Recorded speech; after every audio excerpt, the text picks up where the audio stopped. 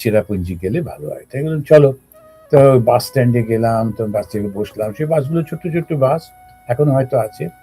আর সব রকম জিনিসপত্র নিয়ে উঠতো। আর বাসের মধ্যেই একটু পেছন দিকে মুরগির একটা বড় ডালা নিয়ে লোক উঠেছে, সে গন্ধ। তারপরে যারা যেতেন তারা খুব পান খেতেন, তাহলে পানের একটা গন্ধ, এই সমস্ত মিলিয়ে তো আমরা দুজনে বসে যাচ্ছি। আর ওই রকম বেশ ভালো লাগছে, কি সুন্দর জায়গা। পাহাড়ের মধ্যে দিয়ে দিয়ে চেরাপুঞ্জি চলেছে, আর খুব উত্তেজনা, সেই চেরাপুঞ্জি বইতে পড়েছি, বৃষ্টিপাত হয় ইত্যাদি। তো যখন যাচ্ছি এই কথা বলতে বলতে, যখন চেরাপুঞ্জি ঢুকছি, দূর থেকে দেখলাম ও চেরাপুঞ্জির বৈশিষ্ট্য হচ্ছে গাছপালা নেই।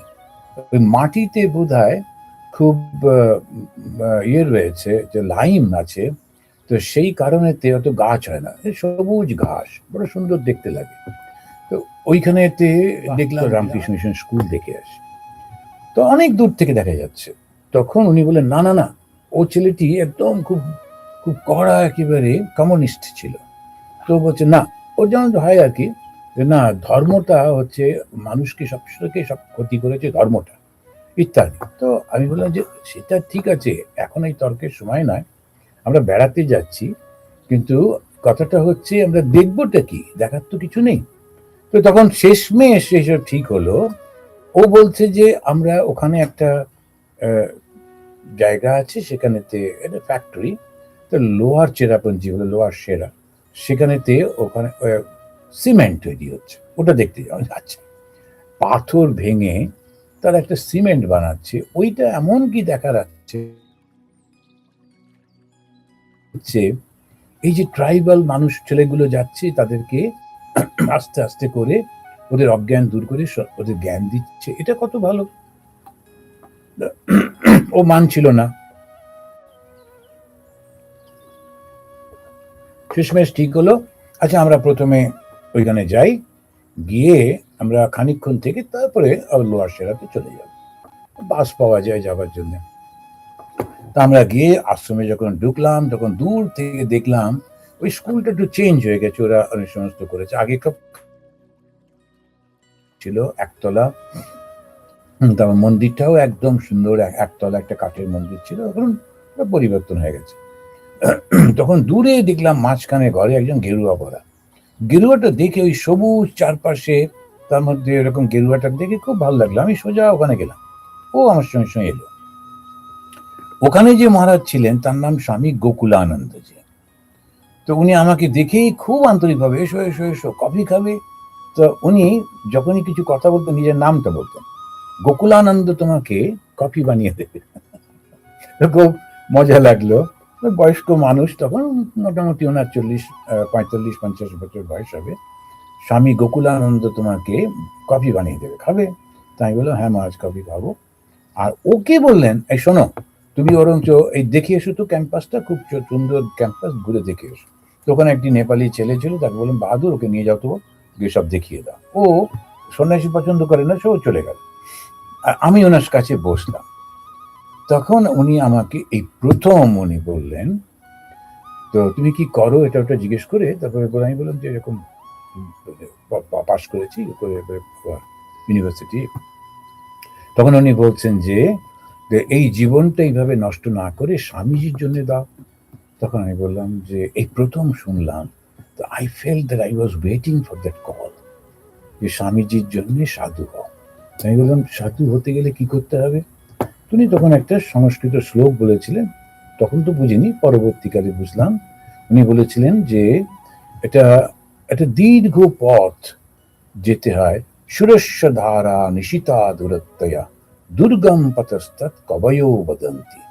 তো কবিরা বলছেন, মানে ঋষিরা বলছেন, দূরদ্রষ্টা যারা, তারা বলছেন এটা একটা দীর্ঘ পথ, আর যেতে হয় একেবারে যে ওই খুর যে আছে ব্লেড উপরে যে ধারা, ওই রকম, আর কত দূর তার কোনো ঠিক নেই।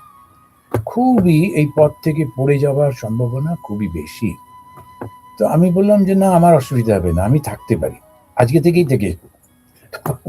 খুব বিপদে পড়ে গেলে, না না না, আজকে থেকে না, তুমি তুমি যাও, ফিরে যাও, তারপর আমাদের সঙ্গে যোগাযোগ রাখো। বাবা না না, আমি অনেক দিন থেকেই ভাবছি। আমার মনে আছে যে তখন ওই সন্ন্যাসী হবো সন্ন্যাসী হবো ভাবছি। তা আমি মাঝে মাঝে ছাতেতে পিঠের উপরে শুয়ে থাকতাম আর আকাশটা দেখতাম, লাইং অন দ্য ব্যাক, এবং ওই উপরে আকাশটা দেখতাম, মেঘগুলো চলে যাচ্ছে, নানা রকম কল্পনা করতাম, কেউ একটা ঘোড়ায় করে যাচ্ছে, কেউ একটা হাতি।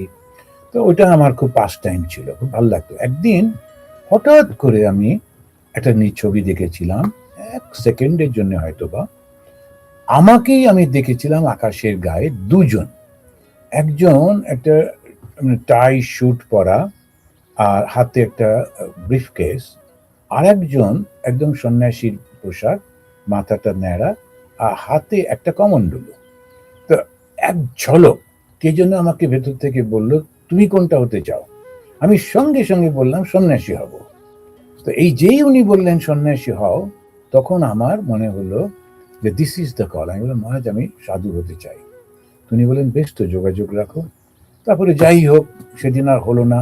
আরেকজন মহারাজ ছিলেন, তার পরবর্তীকালে শান্ত রূপানন্দজি, উনি এবার আমেরিকাতে এসেছিলেন, পোর্টল্যান্ডে। তো ওনার সঙ্গে দীর্ঘদিন আমি চেরাপুঞ্জিতে ছিলাম, তারপরে অদ্বৈত আশ্রম কলকাতায়, আবার আমেরিকায় যখন এলাম তখন উনি পোর্টল্যান্ডের ইনচার্জ, কয়েকবার ওনাকে দেখেছি। উনি ছিলেন সেকেন্ড স্বামী, তো সেই গল্প পরে বলবো। তো এখন ওইখানেতে ওই যে ডাক্তার শুনে আমি ফিরে গেলাম বন্ধুর সঙ্গে। পরে ওরা যখন ফিরে যাচ্ছে কলকাতায়, আমি বললাম আমি আর ফিরবো না, আমি একটা চিঠি লিখে, ওরা জোর করে নিয়ে চলে যাবে, ওরা ভাবছে কি হলো, মাথা খারাপ হলো কি। এখন ওইসব, যেমন কেউ কেউ বলছে না এটা এই ট্রাইবাল মেয়ে, এদের পারলে বলিস না, যে আরে কোথায় মেয়ে, সেটা সেরকম কিছু না। তো ওরা দেখতো যে সকালবেলায় আমি বসে বসে ধ্যান করছি, সেটা নিয়ে মজা ঠাট্টা করতো, কিন্তু ভাবেনি এত সিরিয়াস ব্যাপার হয়ে গেছে। তো ওরা আটকে দিতে পারে ভেবে আমি একটা কাগজে ওদেরকে লিখলাম যে আমি চলে যাচ্ছি এই চেরাপুঞ্জি আশ্রমে, তোমরা ফিরে যাও, বা এটা একটু বাড়িতে please convey this to my mother, এরকম ভাবে। গিয়ে মহারাজের কাছে গেলাম, মহারাজ বললেন বেশ তাহলে থেকে যাও। তখন ওই কাপড় জামা যা যা ছিল সব ডিস্ট্রিবিউট করে দিয়ে, ধুতি টুতি পরে আমাকে যে ঘরটা দিল, ওই ঘরটার নাম আমি দিয়েছিলাম বেডরুম। কেন কি, ছোট্ট একটা ঘর, একটা বড় খাট ছিল, কাঠের, মানে খাট মানে চৌকি বলে যখন এরকম, তো সেই চৌকির মতো সেটা পুরো ঘরটা জুড়ে। ঘরটাতে আর কোনো জায়গা ছিল না, আর দরজাটা বাইরের দিকে খুলতো, দরজা খুলেই ও খাটের উপরে লাফিয়ে উঠে পড়তে হবে, আর হামাগুড়ি দিয়ে গিয়ে বসো শো যা করো, বেশি দাঁড়ানো যায় না, কেননা সিলিংটাও তো নিচু, টিনের তো। কিন্তু একটা বড় সুন্দর জিনিস ছিল, সেটা হচ্ছে ওই জানলাটা, একদিকে একটা দেওয়াল আর একদিকটা জানলা। ওই জানলায় বসলে যদি ওয়েদারটা ফাঁকা থাকতো, পরিষ্কার থাকতো, কোনো ফগ না থাকতো, তাহলে ওইখানে বসে বসে একদম বাংলাদেশের সিলেট ডিস্ট্রিক্টটা দেখতে পাওয়া যেত। ওখানকার ওই যে ফ্যাক্টরিতে ধোঁয়া উঠছে দেখতে পাওয়া যেত, বহু দূর দেখা যেত। ওটা আমার খুব ভালো লাগতো, বসে বসে একলা ওইদিকে তাকিয়ে থাকতাম। ওই পাশেই খাতা টাতা বই টই রাখতাম, কিছু কাপড় জামা গুছিয়ে রাখা থাকতো। ওই বেডরুম, পরবর্তীকালে বেডরুম থেকে আমাকে বার করে আবার তার একটা রুম দিল, কিন্তু ওই বেডরুমে থাকতাম। পরে একটা বেশ মজা হয়েছিল, ওইখানে একটা ঠাকুরের উৎসব হবে, ঠাকুরের উৎসবে মহারাজ বললেন, গোকুলানন্দের সঙ্গে যারা ছিলেন, যারা জানেন, খুব একেবারে মজার লোক, খুব মনটা খুব ভালো, কিন্তু বড় চেঁচামেচি করতেন। আগেকার দিনের মানুষ তো, ছোটখাটো হলে আশেপাশের লোক রয়েছে একটু শান্তশিষ্টভাবে, কিন্তু আমরা তো স্বাধীন ভারতে জন্মেছি, আর ওরা তো পরাধীন ভারতে, সুতরাং ওরা ঠিক ওই জিনিসগুলো বুঝতেই পারতেন না। দোষ করেছে সবার সামনেই বকে দিলেন চেঁচামেচি করে, কিন্তু আমরা সবার সামনে এটা বললে অস্বস্তি মনে হতো না। বড় বড় তো হয়ে গেছিলাম, 23, 22, 23, 24 বছর বয়স। তো ওখানে আরো দুজন ব্রহ্মচারী ছিলেন, তারা, আমরা সব খুব বন্ধুর মতো, ভাইয়ের মতো থাকতাম।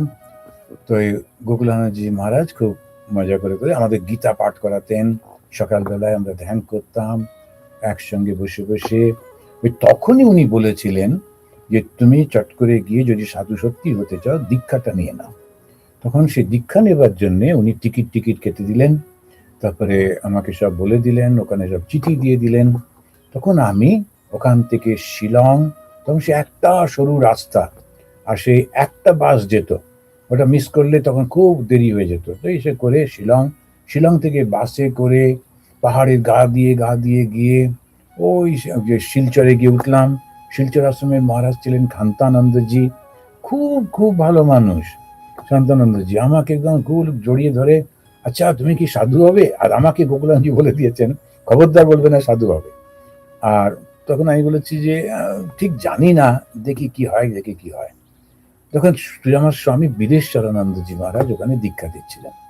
ওদের যে পুরনো মন্দির, সেই পুরনো মন্দিরে মধ্যে বসে দীক্ষা হয়েছিল। মহারাজ আমাকে দীক্ষাটা দিয়ে প্রথমেই আমাকে ডাকলেন, ডেকে দীক্ষা দিলেন।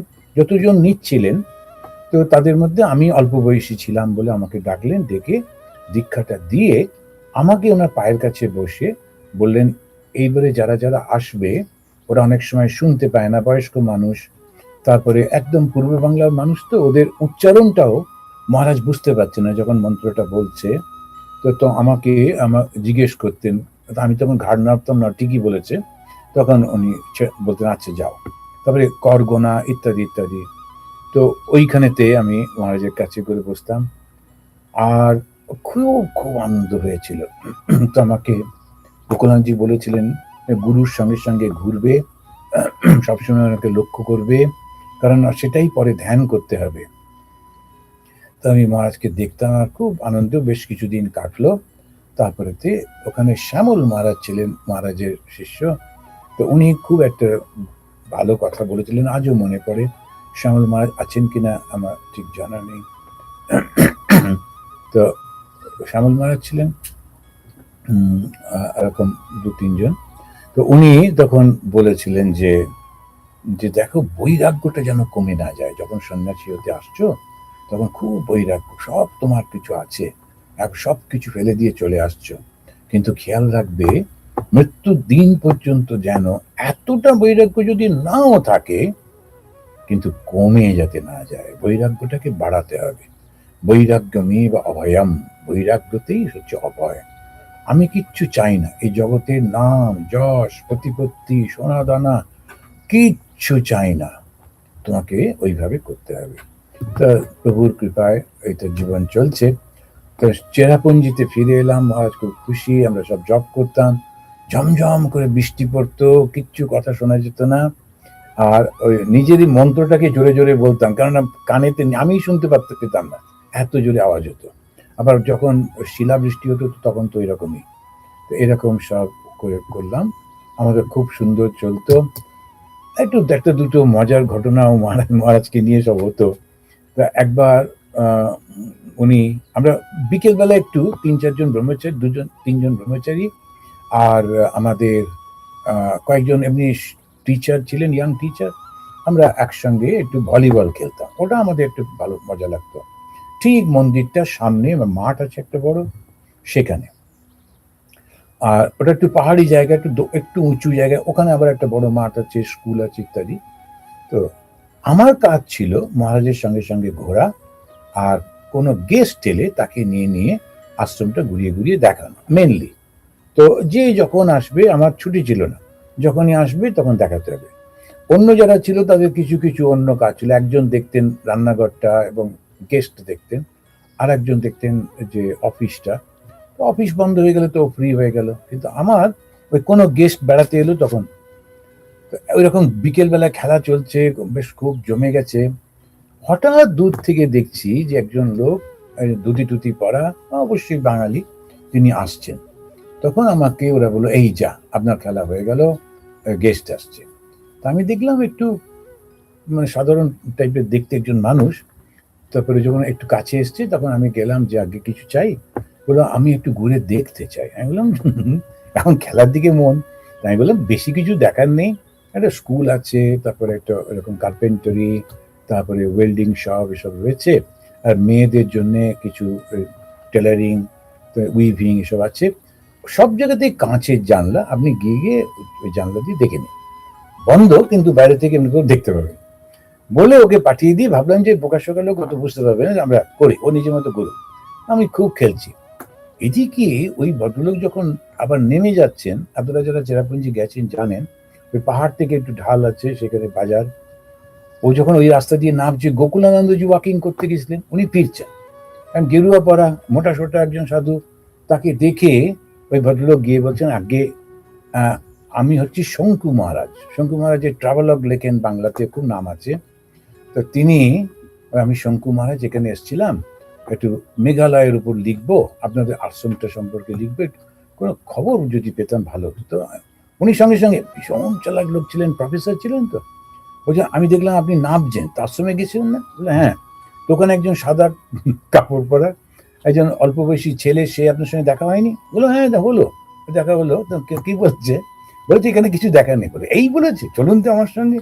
এবারে আবার ওকে নিয়ে আসছে, নিয়ে উনি এবারে সেই মাঠটা দিয়ে আসছেন, ওই দেখতে পাচ্ছি, আমরা তো মন্দিরের সামনে খেলছি, উনি ওই দিকটা দিয়ে ঢুকছেন, আর ওই গন গন করে হেঁটে হেঁটে আসছেন। দেখে আমাকে অন্যরা বললো, এই রে আজকে আপনার কপালে দুঃখ আছে, মহারাজকে আবার ওই লোকটা নিয়ে নিয়ে আসছে, মহারাজ কিন্তু বকবেন। আমি দেখলাম সত্যি তো, হনন করে হেঁটে হেঁটে আসছেন। তখন আমার মনে পড়লো, মহারাজ একদিন বলেছিলেন আমাদের ক্লাসে, রাত্রে খাবার পর বসে যখন পাঠ হতো, তখন কি একটা ব্যাপারে বলেছিলেন, যখন কেউ ধ্যান করবে, আমাদের ওই 5 জন ছিলাম, 2 জন সাধু 3 জন ব্রহ্মচারী, যখন কেউ ধ্যান করবে তাকে ডাকবে না, দরকার হলে অন্যরা সে তার কাজটা করে দেবে। ধ্যান তো খুব সহজে হয় না, সে যদি একটু মন দিয়ে বসে ধ্যান করছে তাকে ডাকবে না। ওটা মনে পড়তেই, এখন অল্প বয়সে যখন দুষ্টু মন থাকে, আমি তখন দৌড়ে মন্দিরের দিকে যাচ্ছি। উনি বুঝেছেন যে আমি মন্দিরে ঢুকে পড়বো, দোকান থেকে ডাকছেন, এদিকে নামটা ভুলে গেছেন, কি নাম, সেজন্য এই ছেলেটা, এই ছেলেটা বলছেন। ছেলেটা বললে তো হবে না, সবাই তো ওখানে ছেলে। সুতরাং আমি ওই সুযোগ নিয়ে দৌড়ে গিয়ে মন্দিরের মধ্যে বসে পড়লাম। তো মহারাজ তো খুব মজাই পেয়েছেন।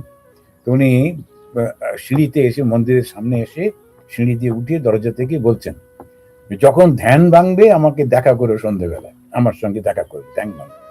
আমার আর ধ্যানই ভাঙে না। মাঝে মাঝে উনি মজা করে, আর অন্যরাও খুব মজা পেয়ে গেছে, আমি তখন একদম নতুন, একটু ভয়ে ভয়ে রয়েছি, তখন ওই বাহাদুরকে পাঠিয়েছেন, ওই যে নেপালি ছেলেটি, ওকে পাঠিয়েছেন, দেখে চোখ খুলেছে কিনা। আর বাহাদুর তেমন বদমাইশ, ও ওই কাঠের যে মেঝে মচ মচ করতে করতে এসে আমার সামনে বসে দেখছে আমি চোখ খুলে আছি কিনা।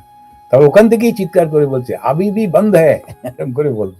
তো সেটা নিয়ে খুব আনন্দ হয়েছিল, খুব আনন্দে ছিলাম চেরাপুঞ্জিতে। আর তারপরেতে ঠাকুরের তিথি পুজো হবে, তো আমি একটা করছিলাম, একটা জায়গাতে ডেকোরেশন হচ্ছিল, একটু মই দিয়ে দিয়ে উঠে, বাঁশের মই দিয়ে উঠে পেরেক লাগাতে হচ্ছিল, একটুখানি বাকি ছিল। যে লোকটি করছিল, কুইক সিং বলে লোকাল একজন, সে আমাদের টেকনিশিয়ান ছিল। ওই নেবে কোথায় চলে গেল, আর আসছে না, অথচ ওইটা না লাগালে হয় না, সেই কাপড়টা ঝুলছে। তখন আমি দেখলাম সন্ধে হয়ে আসছে, হাওয়াটা উঠে যাবে, বেশি হাওয়া হতো তখন ওই মইটা পড়ে যাবে, আর পড়লে একদম নিচে গিয়ে পড়তে হবে। সুতরাং আমি তাড়াতাড়ি করে উঠে গেলাম, আর ওই পেরেকগুলোকে বুক পকেটে নিয়ে, তারপরে দেখেছিলাম যারা কার্পেন্টার, ওরা একটা করে পেরেক মুখে নেয়, তারপরে এটাকে ওর মুখ থেকে নিয়ে লাগায়। তো আমি মুখে নিতে গিয়ে দেখলাম যে কিরম যেন কালো কালো, মুখে আর নিলাম না, পকেটে নিলাম, নিয়ে ওপরে উঠলাম, উঠে লাগাচ্ছি, কিন্তু ভয় লাগছে সিঁড়িটা যদি পড়ে যায়। আর ব্যালেন্স করে কোনো রকমে ওই বাঁশটাকে ধরে ওই কাপড়টাকে লাগাচ্ছি, কোনো তো অভ্যাস নেই, পিঠটা ভীষণ টনটন করছে। সেই সময় হঠাৎ করে একটা অ্যাম্বাসেডর গাড়ি এলো, এসে ওই ওখানেতে নিচে দাঁড়ালো একজন, উনি জানলাটা নাবিয়ে মুখ বাড়িয়ে বলছেন ওয়ে বলে জিজ্ঞেস করতে বলছেন, ওয়ে কি করছো ওখানে? আমার খুব রাগ হলো, একে পিঠ ব্যথা করছে, আর উনি ওখান থেকে, আমি বুঝতে পারিনি উনি কে। তখন আমি ওখান থেকে বললাম যে দেখতে পাচ্ছেন না আমি এখানে শপিং করছি। তখন উনি বলে আবার জানলাটা বন্ধ করে চলে গেলেন। তা আমি তারপরে ব্রেক ট্রেক লাগিয়ে নামলাম, নেমে আশ্রমে গেছি। ওই যে আশ্রমের ভেতরটা গিয়ে দেখছি সবাই ছোটাছুটি করছে, ওই 2 জন ব্রহ্মচারী, তারপরে আরেকজন যে আমাদের মহারাজ ছিলেন, তিনি সবাই মিলে ছোটাছুটি করছেন। তখন আমি মা জিজ্ঞেস করলাম কি হয়েছে, এত সবাই ছুটছেন কেন? রান্নাঘরে সবাই মিলে একটা, কি হয়েছে? বেলুর মঠ থেকে একজন ট্রাস্টি মহারাজ এসছেন। তো আমি তো জানতাম না বেলুর মঠের ট্রাস্টি মহারাজ কি। খুব উত্তেজনায় দেখতে যাবো দেখতে, তখন একজন ব্রহ্মচারী বলল না এখন দেখা যাবে না, রাত্রে খাবার পর টাইম হয়েছে, রাত্রে খাবার পর উনি আমাদের মিট করবেন। তারপরে তাড়াতাড়ি করে গিয়ে হাত মুখ ধুয়ে মন্দিরে প্রণাম করে প্রার্থনা করে রাত্রে খেয়ে খুব উত্তেজনা, বেলুর মঠের ট্রাস্টি মহারাজকে দেখবো বলে। এবারে প্রথম আমি ওই ঘরে ঢুকেছি, ঢুকতেই দেখছি ওই ভদ্রলোক বসে আছেন, ওই স্বামীজি বসে আছেন। ও মাই গড, এ তো খুব মুশকিল হলো, এ তো বেলুড় মঠের ট্রাস্টি ইনি, আর একেই আমি এরকম সব বলেছি যে শপিং করছি, তাহলে কি হবে, নিশ্চয়ই গোকুলানন্দজি মহারাজকে বলে দেবে এবং এই বকাবকি হবে। তো আমি তখন দেখলাম উনি খাটের ওপরে ধ্যানের ভঙ্গিতে বসে আছেন, চোখটা বন্ধ। তো আমি আস্তে আস্তে করে ঢুকে, ওই দরজাটা খুললে খানিকটা জায়গা তো কভার হয়, ওর খাঁজের মধ্যে ঢুকে বসে আছি যাতে দেখতে না পান। তারপরেতে ওরা পরপর এসে বসেছে। কিন্তু যেই গোকুলানন্দ এসে বললেন মহারাজ আমরা সবাই এসে গেছি 5 জন, তখন উনি বললেন ব্রহ্মচারীরা আমার সামনে এসে বসো। তখন আর উপায় নেই, একদম সামনে গিয়ে বসতে হলো।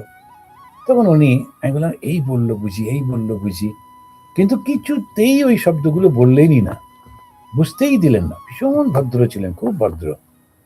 তো উনি তারপরে জিজ্ঞেস করছেন কেন এসেছো, সাধু হতে এসেছি। কিভাবে সাধু হবে? তখন ওরা একজন বলল যে আমি জ্ঞান পথে চেষ্টা করবো, আর একজন বললো আমি ভক্তির পথে। তো আমি দেখলাম জ্ঞান আর ভক্তি তো হয়ে গেল, আমার তো তখন অত পড়াশুনো নেই, একদম সবে সবে 10-15 দিন হয়েছে জয়েন করেছি। আমি বুদ্ধি করে বললাম যে আমি ধ্যান পথে। তখন উনি বলছেন হ্যাঁ ধ্যানটা কর্মের মধ্যে দিয়ে করতে হবে, শুধু একটা হিন্টস দিলাম। তা আমি অতটা বুঝলাম না, যে বেশ ঠিক আছে। অন্যান্য অনেক কথাবার্তা হলো, তখন আমরা চলে গেলাম। আমি ঘরে গিয়ে মনে মনে ভাবছি বুড়ো মানুষ ঠিক চিনতে পারেননি, ভুলে গেছে। খুব খুশি হয়ে ঘুমিয়ে পড়লাম।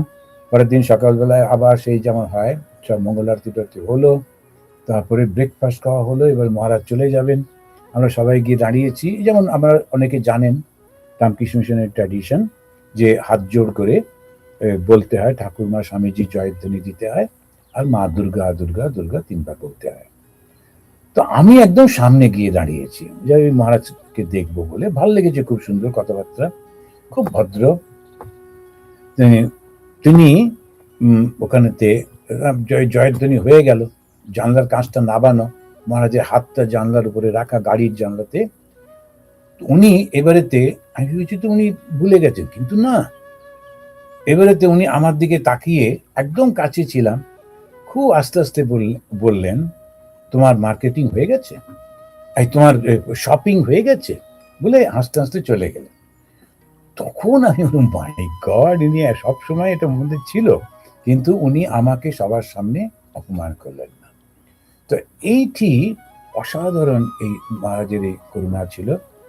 অ্যান্ড তারপরেতে আমাকে আত্মস্থানন্দজি মহারাজ, আর একজন অ্যাসিস্ট্যান্ট জেনারেল সেক্রেটারি, তো তিনি বলেছিলেন যে তুমি মঠে ফিরে এসো, মঠে এসো। আমাকে জানতে পারলেন ওখানে আছি, উনি বললেন that is not your place. তো উনি প্রায় জোর করে গোকুলানন্দজি অনেক চিঠি টিঠি লিখলেন, কিন্তু হলো না। আমারও খুব দুঃখ লাগছিল ওদেরকে ছেড়ে আসতে। তো প্রায় 1 বছরের মতো ছিলাম। তো ওই আগের যে সাধুর কথা বললেন উনি হচ্ছেন শ্রীমৎ স্বামী গহনানন্দজি মহারাজ, আর উনিও ট্রাস্টি ছিলেন, অ্যাসিস্ট্যান্ট জেনারেল সেক্রেটারি ছিলেন, আর সেবা প্রতিষ্ঠানের ইনচার্জ ছিলেন। সারা জীবন আমাকে খুব স্নেহ করেছেন, খুব। যখনই আর আত্মস্থানন্দজি মহারাজ ছিলেন, শ্রীমৎ স্বামী আত্মস্থানন্দজি। তো এরা দুজনেই পরবর্তীকালে আমাদের প্রেসিডেন্ট হয়েছেন, জেনারেল সেক্রেটারি হয়েছেন, প্রেসিডেন্ট হয়েছেন। আত্মস্থানন্দজি আমাকে বেলুড় মঠে নিয়ে এলেন। আমাদের ছিল একটা পিপিটিসি, প্রি প্রফেশনাল ট্রেনিং সেন্টার, ওখানে সব আমরা থাকতাম।